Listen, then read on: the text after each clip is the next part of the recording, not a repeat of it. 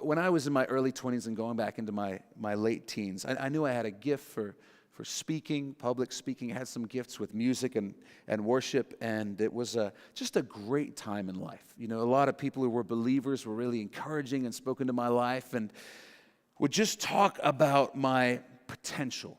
This word, potential. Man, you're going to lead a massive church one day. You're going to lead worship to thousands and thousands of people one day. And then time passes. And before you know it, you're suddenly too old to use the word potential anymore. And you begin to wonder, man, what happened to all of that stuff? What happened to all those careers I was going to try one day? What happened to all those dreams? What happened to all those things that I was going to study? You know, I'm 34, and some of you are really old, like 40 or like even older. But I'm sure you can relate. I know you can relate to that feeling of what happened? What happened to all those dreams of my youth? What happened to all those things I was going to do with all those subjects in school that I was so good at? And what you find is that those things were replaced by mundane realities. And mundane doesn't mean bad. It just means normal, repetitive. Daily tasks that needed to get done in order to make life happen. Work, kids, church. And it's easy to slip into this mode where you find yourself waking up one day and thinking, man, I wish I had more important things to do in life. I wish I had just seized those moments when I was younger and lived up to my potential. And let me show you what I mean. Put your hand up if you believe that you've lived up to your full potential. Anybody here feel like I have fulfilled the promise of my youth? I have maxed out my gifts and talents. I've stretched my intellect to the max. The person you see before you is the best version of myself that I ever could have been. Nobody really believes that. Nobody feels that way.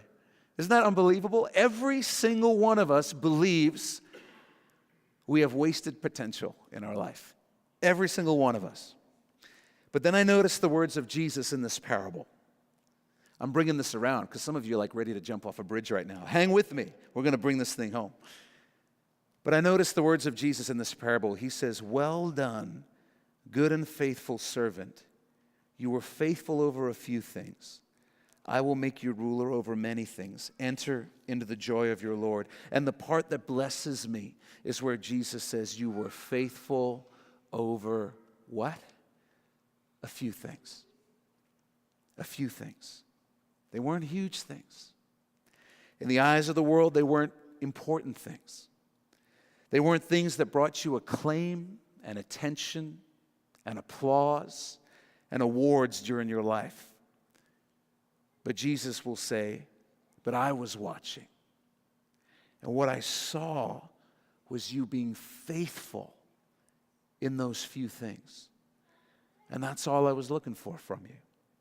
And so now, I'll make you ruler over many things. Enter into the joy of your Lord.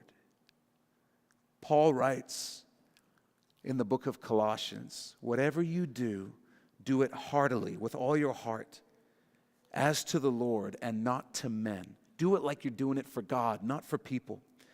And Paul says that to us because it's really true. We really are doing our everyday stuff. We really are doing the mundane for the Lord. And you might think you're just going off to do a job, some tasks to get yourself a paycheck. You might think you're just busy with the kids in a whirlwind of activity. You might think you're just cleaning up the yard, you're just making dinner. But Jesus is looking at you and I, and he's asking himself the question, are they being faithful in these little things? Are they keeping a grateful attitude? Are they gladly taking the place of a servant instead of demanding to be served? Are they giving their all to the tasks I've given them to do today? And when Jesus says, I'll make you ruler over many things, he's talking about putting you and I in positions of authority when he reigns on the earth and in the kingdom that will exist for eternity after that. You and I have no idea how much the mundane, everyday stuff matters. We have no idea This life is a job interview for the kingdom that's going to come. Listen to me. What you do today and what you do tomorrow matters more than I could ever express to you. It matters. It matters so much. Write this down. Our mundane daily tasks are part of a job interview for our future career in the kingdom of heaven. Our mundane daily tasks are part of a job interview for our future career in the kingdom of heaven. Nothing you do is insignificant. The Master is watching, and He's not looking to see who gets famous or who gets wealthy. He's looking to see who's faithful. Who's faithful? Well, faithful with what? Whatever He's given you. So forget about all the potential that you might feel that you've squandered. You still have right now the potential to be great in the only place that matters, the kingdom of heaven. In the eyes of the Lord, faithfulness is greatness.